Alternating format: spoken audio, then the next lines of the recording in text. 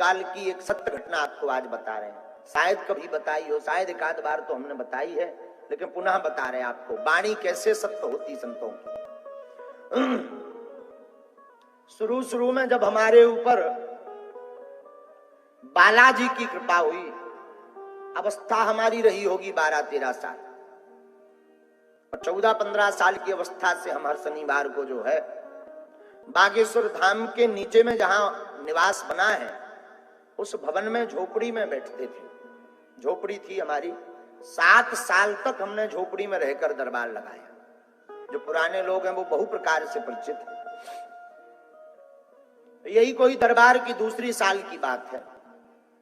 उतने लोग आते नहीं थे, उतने समुदाय भक्त नहीं आते थे। आज तो 2-4 लाख लोग मंगल शनिवार आते हैं। उस समय में मात्र 100-150 लोग आते थे शनिवार। सुबह आते थे, शाम को 6 बजे एकदम खाली हो जाता था। और हमें भी बढ़िया आनंद रहता था। शाम को 6-7 बजे तक दरबार लगाओ तो खूब चकाचक भजन करो, खूब रो, खूब नचो, खूब गाओ, कोई देखने वाला नहीं। अब आगी लगी ऐसी आफत हो गई कि बाहर नहीं निकल सकी था। बाहर निकलो तो एक ना एक भसैया, अरे गुरुजी मैं 20 बेर आगो आल लो ना तुम मिले। हाँ, तो पहले का समय बड़ा अद्भुत था, लेकिन सबको अपना बीता हुआ समय अच्छा लगता है। तो जो है शायद हमारी अवस्था 15-16 साल रही होगी। छतरपुर में सिख समुदाय भी खूब है। वहां पर सिख समुदाय में श्री एक सरदार जी छतरपुर घूमने आए। रहने वाले वो दिल्ली के थे, वर्तमान में अभी कनाडा में रहते हैं। हमारे बड़े प्रिय शिष्य हैं, आज भी जुड़े हैं। लेकिन घटना बहुत अद्भुत घटी थी। तो किसी ने छतरपुर में छोटी छोटी चर्चा थी धाम की, बागेश्वर धाम की। किसी ने छतरपुर के बारे लोगों ने उनको बताया कि भाई छतरपुर के नजदीक एक यहाँ गांव है गढ़ा, वहां बगराज श्री बागेश्वर बालाजी का स्थान है। वहां पर एक छोटा बालक है पंडित जी का, उनके ऊपर दादा गुरु की कृपा से बालाजी की कृपा हुई है, वो दरबार लगाते हैं।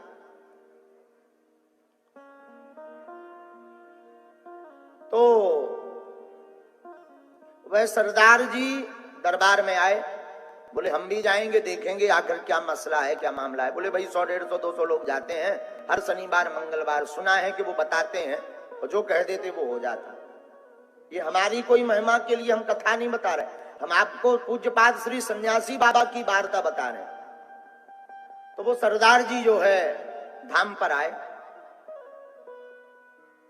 आ गए होंगे वही कोई 11 बजे, लोग ज्यादा थे तो 2-3 बजे वो जो है हमसे मिले झोपड़ी में। बाहर झोपड़ी में लोग बैठे रहते थे, 5-5 लोग करके अंदर आते थे मिलने के लिए। और जब 5 लोगों की अर्जी लग जाती थी, बात हो जाती थी, तो फिर 5 आते थे। ऐसा नियम था उस वक्त। उनका नंबर आया, तो वो आकर के विराजमान भये। हमने अपना पर्चा उठाया और उनकी बातों को उल्लेखित किया, लिखा। तो बचपना तो था ही, अब जो भी हनुमान जी की इच्छा मानो, गुरु जी का ये तो एक चमत्कार था, एक उनको लीला करनी थी। तो हमने कहा अच्छा जी बताइए सरदार जी कैसे आना हुआ। बोले महाराज जी हमने सुना आप तो सब जानते हो, आप बताओ। हमने कहा नहीं हम नहीं जानते, पर श्री हनुमान जी जानते हैं सब। उनकी प्रेरणा से जो हमने लिखा वो सत्य निकलेगा, ऐसा हमें भरोसा है। बोले नहीं आप बताओ। अरे हमने कहा भाई हम क्यों बताएं, प्रश्न आपको करना है, आप पूछो। बोले नहीं हमने सुना कि आप बता देते, हम कैसे माने, आप बताओ। हमने कहा देखो प्रश्न अनेक होते हैं, व्यक्ति बड़ा चतुर होता है। हमने जो लिख रखा वही अगर पूछोगे तो बहुत अच्छा है। बोले हम ऐसे कैसे माने, और अगर आपको पता है आपने लिख रखा तो पढ़वाने में क्या दिक्कत है, बात भी सही है। हमने कहा श्रीमान जी इंसान होता है बड़ा चतुर, संतों को धर्म को नीचा दिखाने के लिए अगर उसे पढ़वा दिया जाए कि तुम इस काम से आए हो, तो वो कह देगा इसलिए तो आए ही नहीं थे, दूसरे लिए आए। और अगर उसके मुंह से खुलवा दो कि तुम किस लिए आए हो, वही बात पर्चे पर लिखी मिल जाए तो फिर वो बदल नहीं सकता, क्योंकि उसी ने 1 सेकंड पहले पूछा, वही पर्चे में लिख कर आया। तो जो है धर्म की हंसी नहीं होगी। इसलिए हमने कहा व्यक्ति बड़ा लॉजिक वाला होता है। कई लोग हमको पत्रकार कहते कि आप अगर सब जानते हैं पर्चे पर लिख देते हैं तो फिर पूछने की क्या जरूरत है। पूछने की इसलिए जरूरत है, ये करिया मूड को आदमी है, फैल करके चलो जाए, खतरनाक आदमी है। वो कहेगा हम इसलिए आए नहीं, झूठ है, हम तो आए थे लड़का के लिए, तुम लड़की लिखे। और जब वो अपने मुंह से बोल देगा कि लड़की के लिए आए तो फिर भाई साहब खुद फंस गए। अब गुरुजी कहां से फंसेंगे, अब वो पर्चा बोलेगा। तो हमने कहा कि आप पूछो, तो वो तो बड़े चेक करने टाइप को आए थे। बोले नहीं नहीं नहीं, आप तो जानते हो, आप बताओ। हमने कहा संतान नहीं है तुम्हारे, वंश वृद्धि की मनोकामना लेकर आए हैं, संतति नहीं है, एक भी संतति नहीं है। तो जाओ, हम आशीर्वाद देते हैं बागेश्वर बालाजी का नाम लेकर, तुम्हारे घर पर संतान हो जाएगी 2017 के पहले। हाँ। तो जो है उनको कोई आश्चर्य नहीं हुआ। हमें लगो गुरुजी फैल तो नहीं हो गया। भाई किसी के मन की बात बता दो, वो अपने आप चौंक जाता है, इन्हें कैसे पता। आश्चर्य होना चाहिए।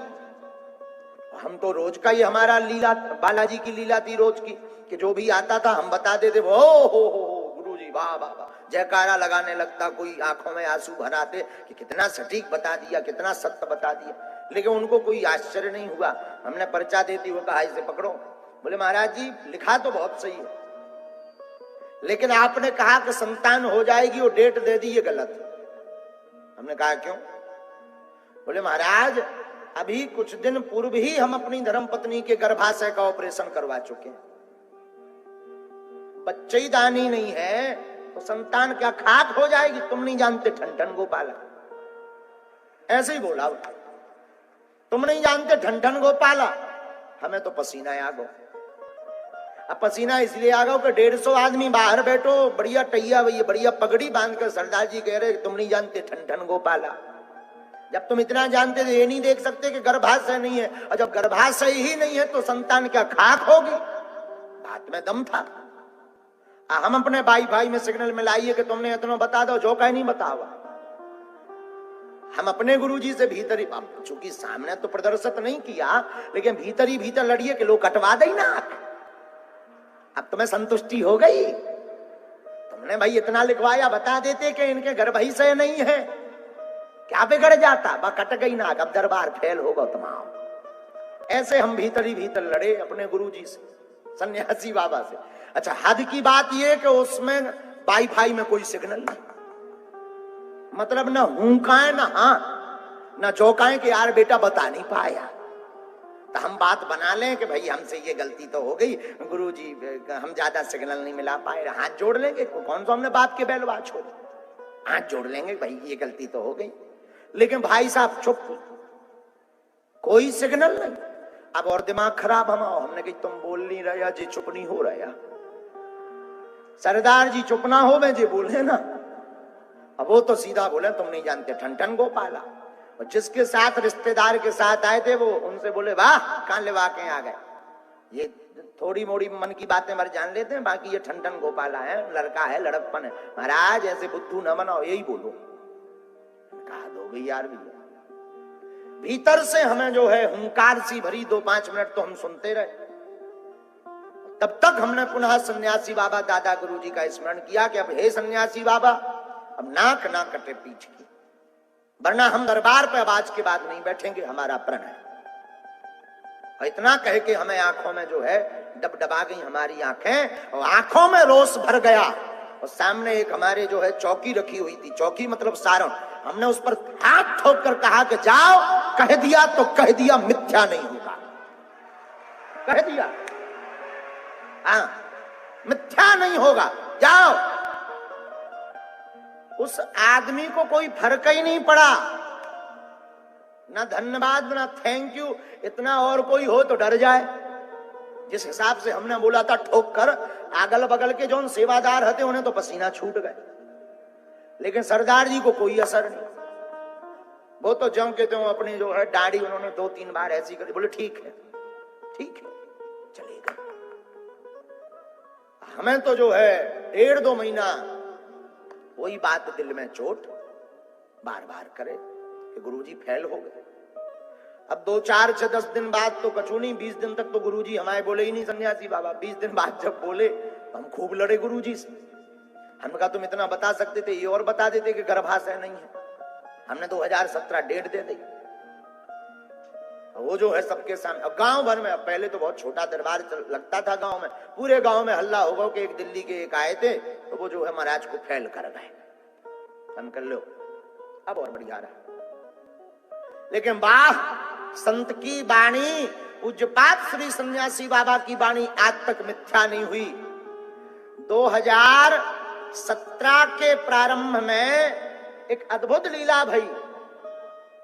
क्या 4-5 बड़ी बड़ी गाड़ियां, हमें तो आज नाम पता चला है, बड़ी बड़ी फॉर्च्यूनर गाड़ियां धाम पर आई, रुकी। हमने कहा कोई जगत भगत आया होगा, कोई बड़ा आदमी, कोई नेता वेता आए होंगे। आते ही रहते हैं, उतना नहीं आते थे पर 4-5 गाड़ियां आना बहुत बड़ी बात थी उस जमाने में इकट्ठी हमारे लिए।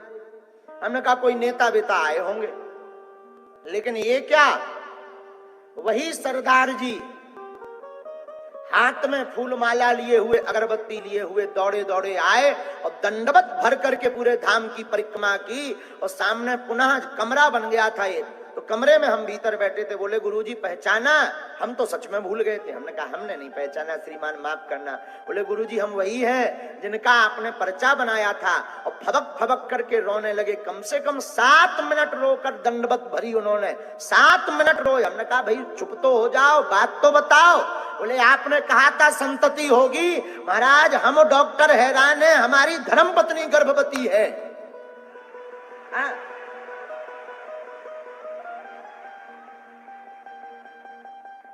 हमने कहा भाई हमें तो पता नहीं, हनुमान जी जाने और श्री सन्यासी बाबा जाने। 2017 में नवंबर की 18 तारीख को उनके घर पर एक पुत्र का, उसके और पहले, 17 के पहले जो है ऐसी 18 तारीख नवंबर हमें याद है, संतति हो गई। आज वो बालक 5-6-7 साल का हो गया, कनाडा में रहता, आज भी जिंदा है वो बालक। ऐसी प्रत्यक्ष महिमा, ऐसे लाखों उदाहरण हैं। ये तो एक आंखों देखा पुराना उदाहरण हमने आपको घटित बताया कि संत की वाणी पर भगवान को भी विचार करना पड़ता। जो संत श्री सन्यासी बाबा जैसे तपस्वी कह देते वो होता है, होता है, होता है। यही संतों का प्रभाव है।